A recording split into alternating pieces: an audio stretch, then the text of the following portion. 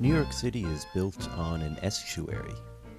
As its population grew to millions of residents in the 20th century, human and industrial waste was discarded into the waterways. Raw sewage, heavy metals, trash.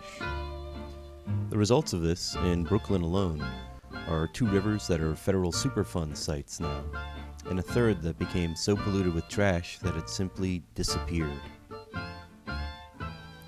New York's geography is perpetually changing. Manhattan specifically, and at the time that the Dutch arrived, there were hills, there were coves, there were meadows, there were marshes, streams, rivers. And the island of Manhattan was about 1/3 smaller than it is today.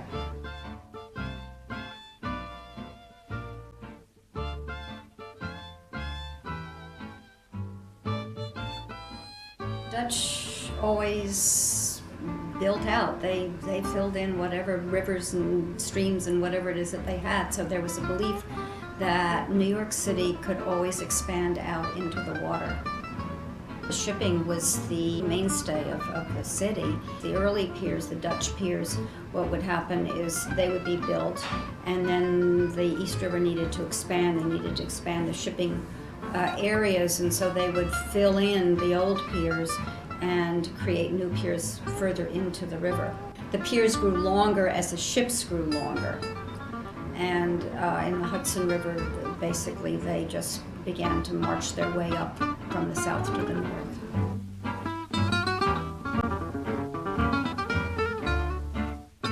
The way the city was laid out, the sewers went out to the street ends of the east-west street ends. And we have that still today. And in those days, it was just the sewers. There weren't sewage treatment plants. So the muck went out, and the piers were built also at the street ends. So it would go under the pier, and it would just pile up. So you can imagine over time, you had landfill. I mean, the pier was actually sitting on land, which was all of this muck. It cost 30% of an annual rent to take the stuff away, whereas it was much cheaper just to let it fill, and then you could have a landfill, you have new property, you can expand your business. And this was money.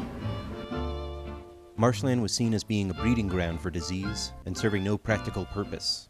If it's not land and it's not water, what can we do with it?